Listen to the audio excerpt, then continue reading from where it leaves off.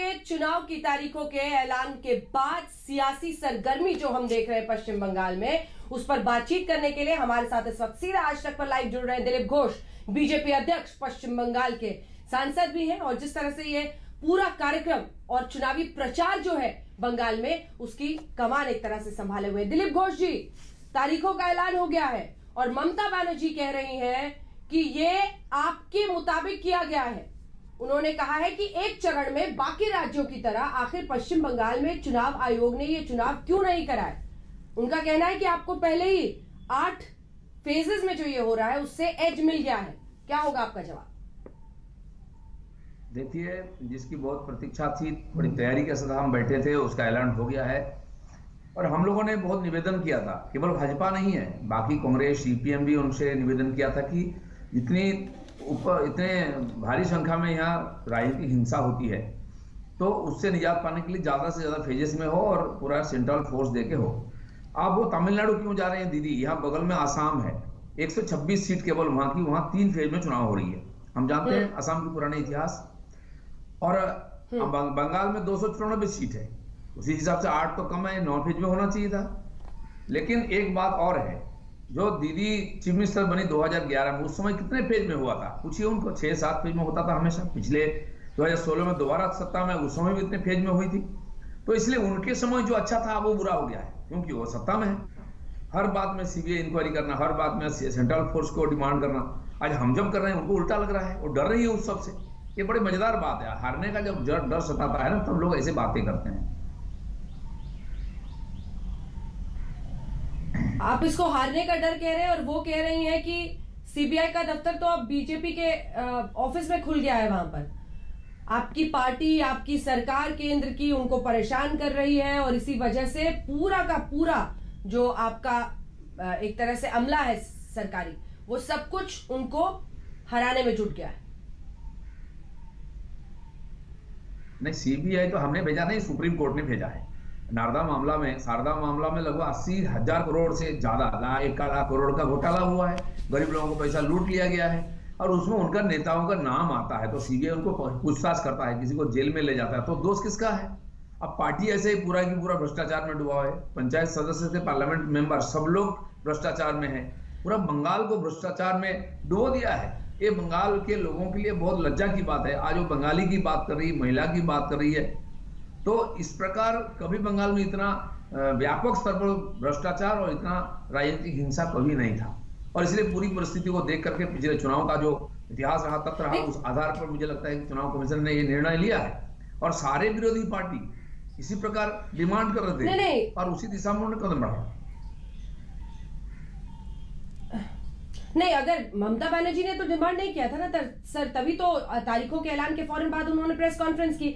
मेरा सवाल पूरा सुनिए। उनका ये कहना है कि बीजेपी को ये इसलिए सूट करता है कि अलग अलग फेजेस में हो, क्योंकि आप अपना प्रचार जगह के हिसाब से प्लान कर सके। जो दूसरा आरोप वो लगाते हैं वो ये है कि आप लोग धन बल का प्रयोग करते हैं, उसमें आपको आसानी होगी। तीसरा उनका कहना है कि प्रधानमंत्री के लिए, जो बीते दिन में मैंने आपसे सवाल पूछा था, 8 नंबर सूट करता है, इसीलिए एस्ट्रोलॉजी के हिसाब से 8 फेज में पश्चिम बंगाल में चुनाव होना है। नहीं, एस्ट्रोलॉजी का ऊपर तो चुनाव नहीं होता, उसका रिजल्ट भी नहीं होता है। फिर वो और बड़े ज्योतिषी देख लें और अपना बना ले। अब मुझे लगता है वो विश्वास करती है। क्यों? आज तक हम जब पूजा पाठ करते थे, रामनवमी करते थे, हनुमान जयंती, तो हमको सांप्रदायिक बोलते थे लोग। आज टीएमसी ऑफिस में उनका प्रतीक के सामने हवन योग हो रहा है। तो आज दुर्गा पूजा के लिए चंदा दे रही है क्लाब को। सरस्वती पूजा इस बार सब जगह कराई। क्यों? हर स्कूल में सरस्वती पूजा इन्होंने बंद करा है। या तो टीएमसी का ग्रुप या तो तालिबान ग्रुप को किया है। दुर्गा पूजा का मूर्ति विसर्जन में बार बार बाधा डाली है, कोर्ट से जाकर अनुमति लेना पड़ता है, क्योंकि मुहर्रम का जुलूस है। आज उनको दुर्गा पूजा में चंदा देके उसका प्रायश्चित करना पड़ा है। आज यज्ञ हवन करके प्रायश्चित करना पड़ रहा है।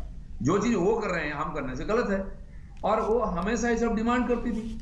उनके दोनों बार जीते, दोनों बार 6-7 फेज में चुनाव हुआ तो उसका लाभ उनको मिला है। अब विरोधी तो बोलेंगे उनकी सुविधा के अनुसार। आपको तो सर फिर गर्व होना चाहिए ना, आपको तो गर्व होना चाहिए।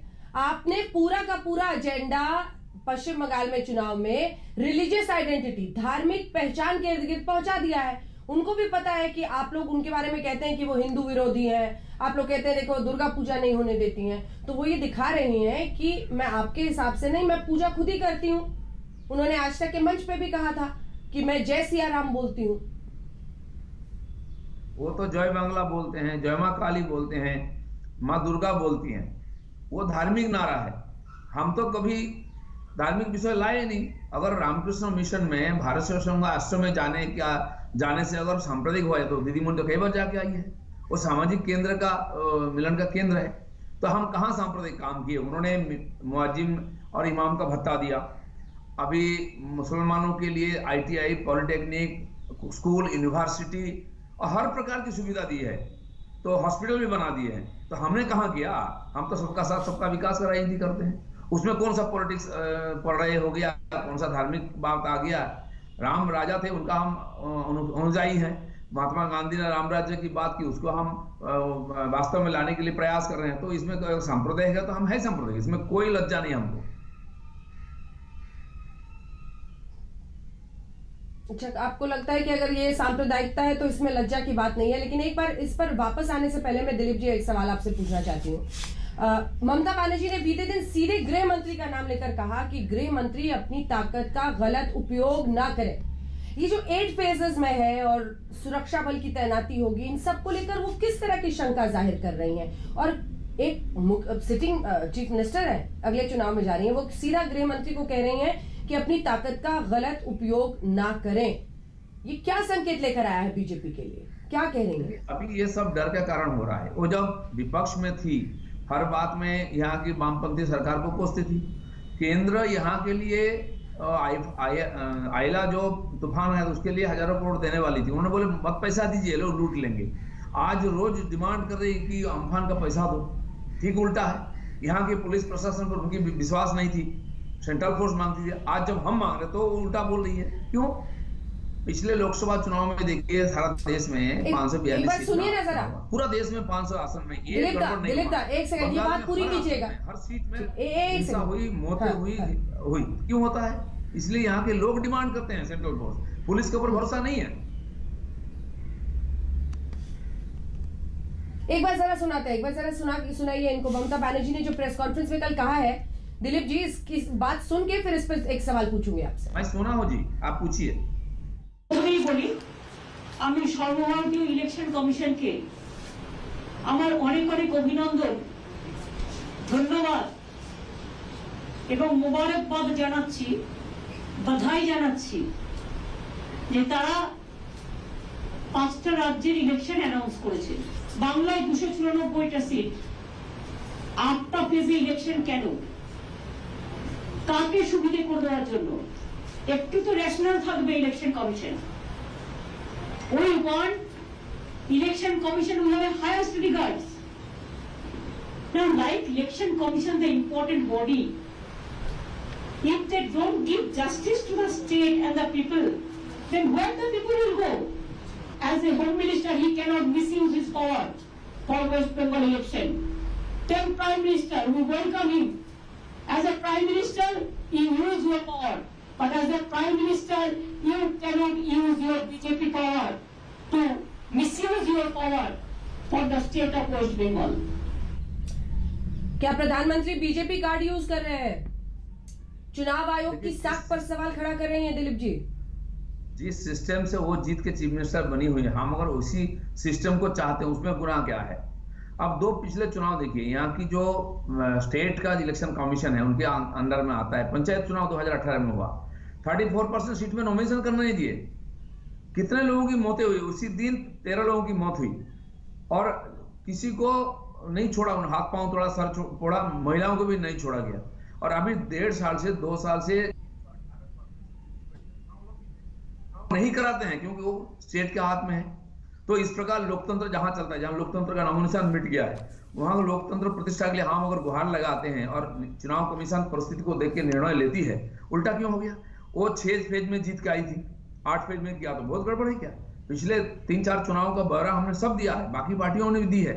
और उस आधार पर उन्होंने निर्णय लिया कि यहाँ हिंसा इतना व्यापक होता है, पर्याप्त परिमाण में फोर्स चाहिए और ज्यादा फेज में होना चाहिए। हमने भी बोला था, बाकी पार्टियों ने बोला था, और उनको लगा ये सही है तथ्यों पर, तो उन्होंने लिया है निर्णय। आप जिसका सुविधा ले चुके हैं, कोई और लेगा तो आपको बहुत तकलीफ होती है। इसका मतलब आप डर रही हैं। आप वो खुद को महिला बोलती है, बंगाली बोलती है, अभी तक क्या था, इतना घमंड से बोलती थी जो हमसे टकराएगा चूर चूर हो जाएगा, 90% काम कर दिया, इंच इंच में देखेंगे, खेल खेलेंगे, ये सब बात किसने कहा? और आज उनकी आवाज ही बदल गई है। इसका मतलब दाल में कुछ काला है। अच्छा, ये बताइए, अब मैं जरा आप पर आना चाहती हूँ। और दिलीप घोष जी, आप बीजेपी अध्यक्ष हैं, क्या मुख्यमंत्री का चेहरा आप ही को बनाया जाएगा? गृह मंत्री ने आज तक के मंच पर बोला था जो भी होगा पश्चिम बंगाल का ही होगा। कुछ बातचीत हुई है इस बारे में? कई लोग हमारे पास आज चेहरा है, जिनके पास एक ही चेहरा है ना, उसी को घुमा घुमा के दिखाते हैं। अगर उसको माइनस कर दिया, वो पार्टी ही नहीं है अस्तित्व में। भारतीय जनता पार्टी की परंपरा रही है। आप पिछले चुनाव में देख लीजिए, जहां पहली बार सत्ता में कहीं पर ना तो हम घोषणा करते हैं ना कुछ बोलते हैं, पार्टी के रूप में लड़ते हैं। नेता आधारित हमारी पार्टी नहीं है, व्यक्ति आधारित, हम विचार आधारित पार्टी है। और लाखों कार्यकर्ता मेरे जैसा लड़ाई कर रहे हैं। मैं सामने हूँ प्रेसिडेंट के रूप में, इसलिए मुझे दिखता है, आप लोग मुझे बुलाते हैं, लेकिन हर कार्यकर्ता को इसमें योगदान है और परिवर्तन होगा। सत्ता में लाने का जिम्मेदारी मेरा है। सरकार का मुखिया कौन है वो देखने के लिए हमारे पार्टी में व्यवस्था है, पार्लियामेंट्री बोर्ड है, हमारे राष्ट्रीय अध्यक्ष जी, प्रधानमंत्री जी हैं, ये उनके जिम्मे में। मेरा सरदर्द नहीं है, मेरा इतना ही है 200 सीट लेके भाजपा को बंगाल में सत्ता में पहली बार लाना। लेकिन देखिए, ठीक है, मैं इस बात का सम्मान करती हूँ, खुलकर आप अभी नहीं बोलिएगा जब तक पार्टी की तरफ से डिसीजन नहीं होता है, लेकिन एक चेहरा होने से मदद मिलती है। एक चेहरा, अब देखिए योगी आदित्यनाथ जब उत्तर प्रदेश में सत्ता में आए तो पता नहीं था कि वो चेहरा हो, लेकिन एक चेहरा हो जाने के बाद ज्यादा बेहतर परिस्थिति होती है आपकी, आपका प्रोजेक्शन होता है, चाहे किसी भी राज्य में हो। क्या वो सूट नहीं करेगा, वो फायदा नहीं देगा अगर लोगों को पता रहेगा कि ममता इधर तो उधर कौन सा चेहरा मिलने वाला है? क्योंकि मोदी जी थोड़ा ना चीफ मिनिस्टर बनेंगे घोष साहब। नहीं, देखिए, पार्टी की कुछ पॉलिसी होती है, उसी अनुसार पार्टी चलता है। हाँ, ये बात सही है कि हमारे देश भी व्यक्ति पूजा में विश्वास करती है, मूर्ति पूजा में विश्वास करती है ना। लोग चेहरा देखना चाहते हैं, लेकिन बिना चेहरा में बीजेपी इतने सारे स्टेट में जीत के आई है और बंगाल भी जीतेगी। हमारे कोई चीफ मिनिस्टर पहले हुआ नहीं है, इसलिए चेहरा नहीं है। और जीतने के बाद बहुत सारा चेहरा सामने आ जाएंगे। और पार्टी कलेक्टिव डिसीजन में, कलेक्टिव लीडरशिप में विश्वास करती है और सारे लोग मिलकर लड़ाई कर रहे हैं। 18 लोकसभा हमने जो जीता है वो हमारे कार्यकर्ताओं को लड़ाई और ताकत और जोश पर जीता है। और आगे 200 सीट भी हम जीतेंगे। हमारे नेताओं ने जो टारगेट हमको दिए उसके लिए हम जी जान लगाते हैं और उसका रिजल्ट भी आता है, और इस बार भी उसका व्यतिक्रम नहीं होगा। कहीं जो दूसरी पार्टी से पैराशूट लैंडिंग वाले चेहरे आ रहे हैं उन पर तो नहीं हाथ रख दिया जाएगा? मैं सवाल इसलिए पूछ रही हूँ क्योंकि देखिए, आपने बार बार कहा कि कार्यकर्ता है हमारे पूरी ताकत लगा रहे हैं, और ऐसे भी हैं जो टीएमसी में थे अब तक, वहां पर अच्छी जगह पर थे, कोजी पोजीशन में थे, उसके बाद अब चुनाव के पहले वो आपकी तरफ आ गए हैं। कहीं उन पर तो नहीं आशीर्वाद का हाथ चला जाएगा? नहीं, एक तो अभी आ रहे हैं ऐसा नहीं है। लोकसभा चुनाव को पहले 3 सिटिंग एमपी हमारी पार्टी ज्वाइन की है। मुकुल बाबू है, अनुपम हाजरा और सौमित्रा खान, 2 लोकसभा से, 1 राज्यसभा से रिजाइन करके पार्टी ज्वाइन की। फिर वो सिलसिला चलिए, अब तो हजारों संख्या में, लाखों संख्या में लोग आ रहे हैं, आगे भी आएंगे। और नेता कौन होगा जिसमें योग्यता है, जिस पर पार्टी का भरोसा है, वो जरूर होगा। लोगों का भरोसा भी होना चाहिए, और बाहर वाले नहीं होगा ऐसा नहीं। आसाम में जो 1 और 2 व्यक्ति हैं आज सत्ता में, वो तो थोड़ी ना बीजेपी के थे, 2 अलग पार्टी से आए हुए हैं, आज सत्ता में नेतृत्व कर रहे हैं, सफलतापूर्वक 5 साल पूरा किया है। अगले 5 साल के लिए मैंडेट लेके फिर सरकार आएगी वहां। तो ये तो हमारी प्रक्रिया है, पार्टी ने एक प्रक्रिया शुरू की है। सेंट्रल गवर्नमेंट में देखिए कितने लोग मंत्री एमपी बन के बैठे हैं जो दूसरे पार्टी में हमारे खिलाफ लड़ते थे। भाजपा ने इस प्रकार व्यवस्था तैयार किया है कि जो योग्य लोग हैं, समाज के लिए काम करना चाहते हैं, परिवर्तन में भागीदारी लेना चाहते हैं, उसको हम साथ लेकर समाज का परिवर्तन करते हैं, और जिसमें वो योग्यता हो जरूर नेता बनेगा। हाँ,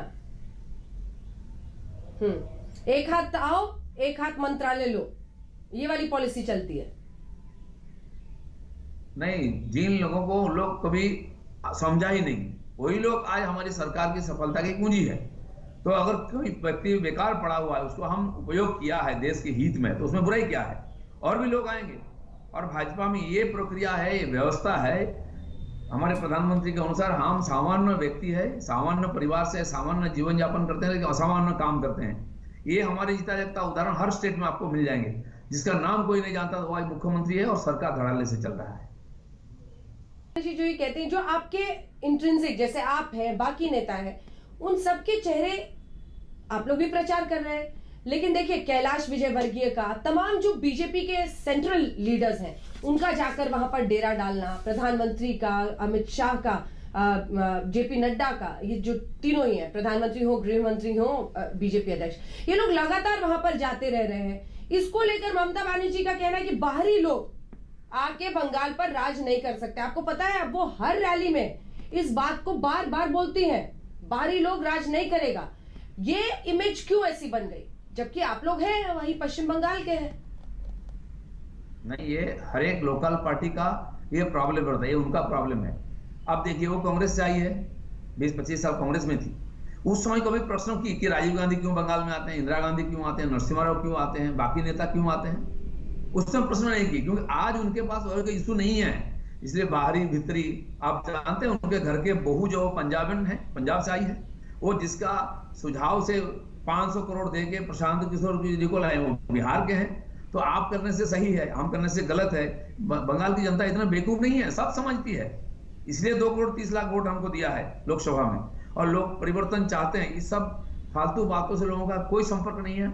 आज यहाँ नौजवानों को नौकरी नहीं है, उसको हरियाणा, क्या बोले, गुजरात, महाराष्ट्र, कर्नाटक में नौकरी ढूंढना पड़ता है। यहाँ उच्च शिक्षा के लिए बेंगलुरु जाना पड़ता है, हैदराबाद जाना पड़ता है। यहाँ दवाई के लिए बेलोर, चेन्नई, मुंबई जाना पड़ता है।